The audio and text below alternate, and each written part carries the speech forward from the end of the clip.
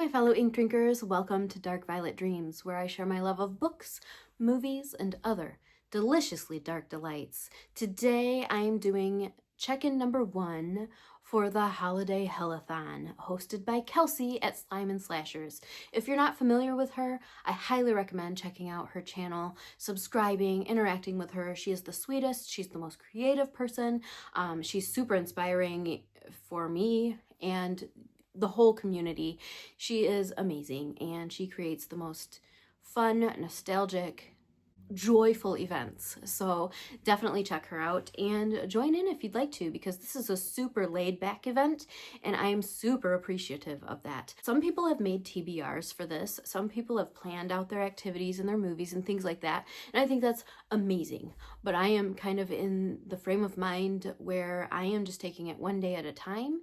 And if I do something, I'll see if it fits into any prompts. And if it doesn't, so be it. I'm just living my good mom life with some Christmas vibes here and there. So it is what it is. We're just taking it a day at a time, but I wanted to share some of the stuff that we have done this week.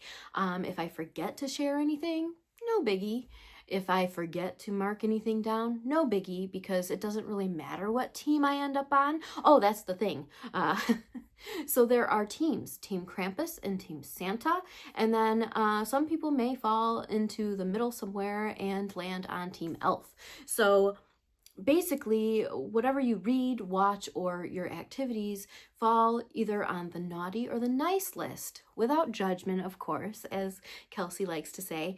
But so far, it's pretty neck and neck for me. So I'm just gonna save my reveal for the end, because I could be leaning on one side and then it could topple and we could end up on the other side. So that's the fun of this, but I'm kind of just writing things down as I go.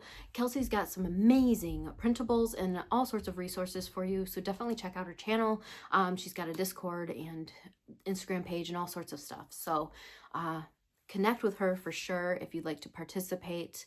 If not, no biggie, just kind of hang out with me if you'd like, if it's interesting to you. Like I said, we're being kind of loosey-goosey this month with the prompts and whatnot. We're just doing what we do and hoping for the best. Now, I don't have any Christmas specific books lined up. Well, one, but it's more of an ARC/review copy with a Christmas bend. But I've got 3 books that I'd like to read that authors have sent me, either physical or ebook copies, which I am so grateful for, and I am so excited to dive in. They sound amazing. And I am finishing up a book that I have on my Kindle, Head Like a Hole. So let's talk about that first before we dive into the Christmassy stuff. So Head Like a Hole is set in the 90s, most of it. It's kind of flashing back and forth to the present, which is still in the past from what I've gathered. Anyway, it's following Megan and this group of friends that she had at a boarding school, and they've been graduated a couple of years at this point in the 90s flashbacks, and there's a lot of weird stuff going on. She had been in an accident, lost a lot of her memory, and so she's trying to piece together this puzzle of her life and figure out what the heck happened and why these weird things are happening, why she's having weird dreams and visions and things like that. It's super awesome. So many nostalgic 90s vibes going on here.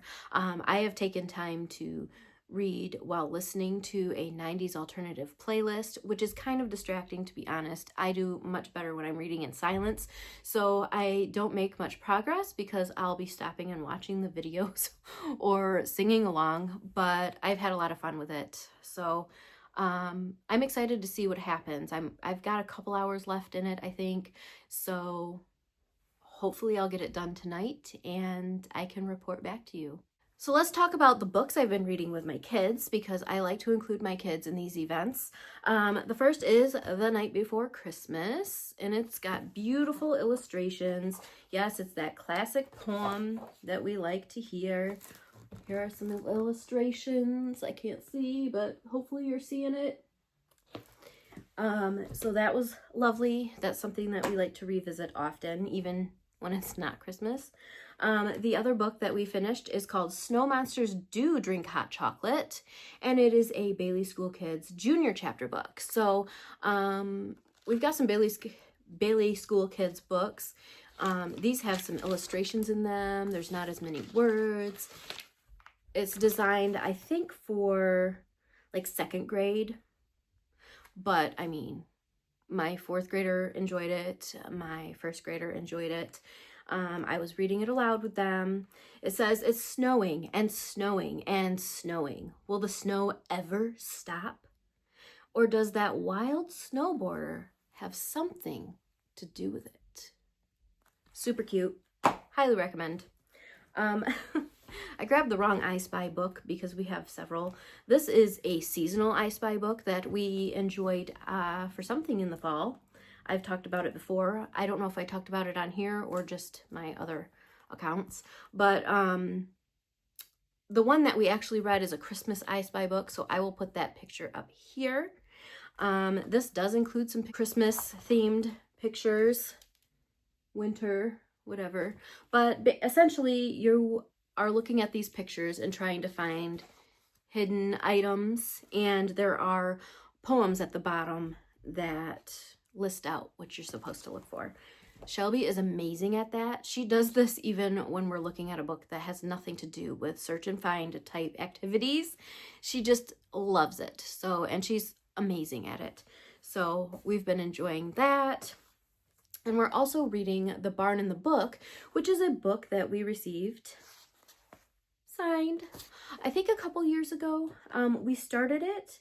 Actually, we were almost done with it. I don't know why we stopped reading it, honestly, because we were enjoying it, but we decided to start over again. So we're going to read a chapter a day during the school week and hopefully be done by Christmas. Like I said, we're just kind of taking it a day at a time. So really great cover here.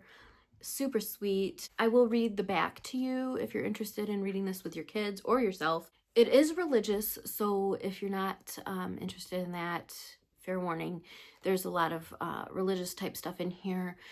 A lot that, you know, just growing up, learning about different denominations and whatnot was familiar, but also a lot of it's not familiar to me because this isn't the specific religion I grew up in.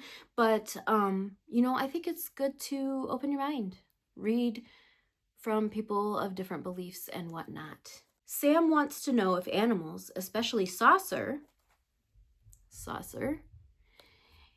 can speak at midnight on Christmas Eve. Grace and Macrina are competing to write a story, and Elias is losing his patience. Meanwhile, Sister Anna hopes God will rescue her from teaching Sunday school. Christmas is coming, but hearts are full of secrets and frustrations. The Barn and the Book is a story about the traps we build when we try to see in the dark.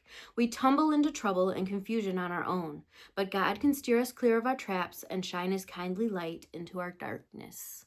So I think there's a great lesson here, whether you want to apply that to God or whatever, life, the universe, whatnot. I think there's a good lesson there. As far as activities go, I've participated in a couple of the live stream reading sprints.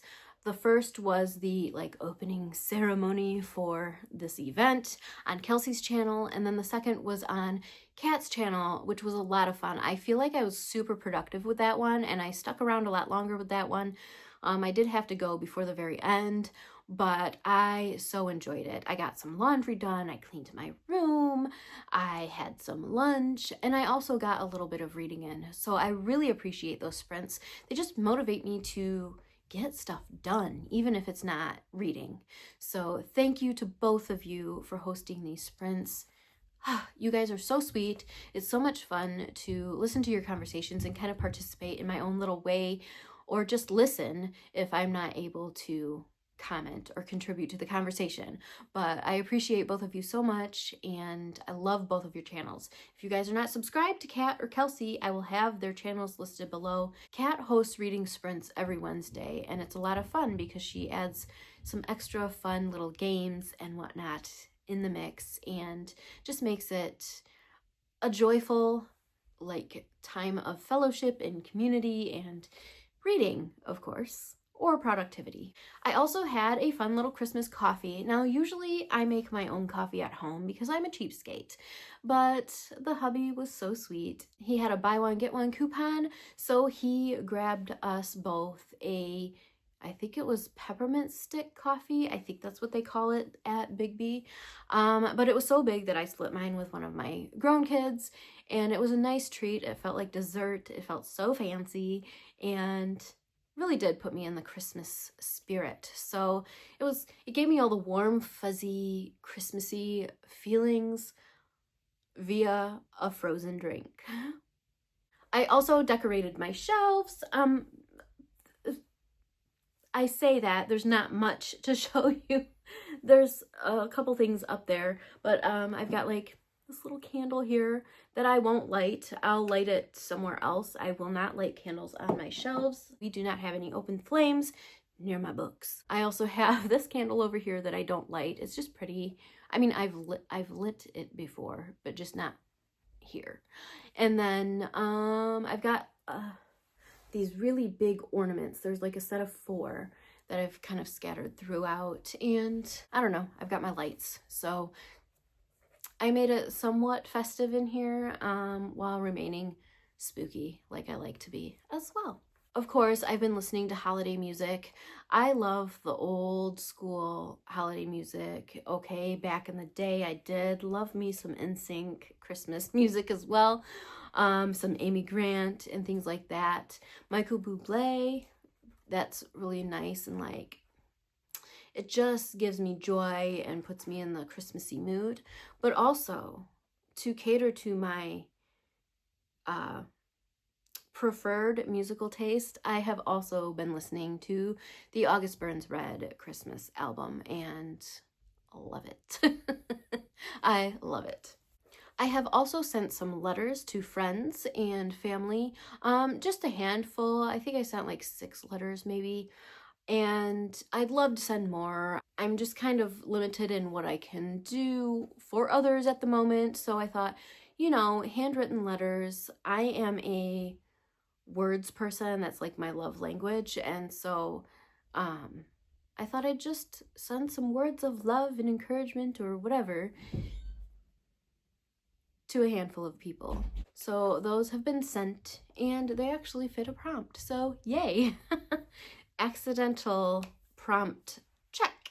And the last thing that would fall into a prompt is I have been watching some snowy / Christmassy ambient videos as I read my book and just sip my coffee in the morning and whatnot. So it's been a lovely, wonderful week, full of responsibilities that aren't as fun, but sprinkling a lot of this like Christmassy joy into the mix has really made all the difference in my mental health and whatnot, because this time of year is hard on me. I know it's hard on a lot of people, having less daylight, the longer dark hours, and just the cold and being stuck inside and all that. So it's nice to add some twinkling lights and make yourself a little treat. Read some books that just bring you joy. Find those little moments, those pockets of time that can spark the joy that you need to combat the winter darkness. I know it's technically not winter yet, but you know, here in Michigan, it's very wintry, so we're going with it. It's winter. I love the snow, and I love the sunshiny winter days. I need sunshine. I love rain. I love cloudy days, but my mental well-being needs good doses of sun on a pretty regular basis to function well. So thank goodness it's a sunny day today. So I am going to sign off, and I thank you for joining me. I hope you are enjoying your December so far, whether you celebrate Christmas or whatever holiday you celebrate this time of year. If you don't celebrate, I hope you find little bits of joy through whatever makes you happy, because you deserve it. Thanks so much for hanging out. Until next time, cheers.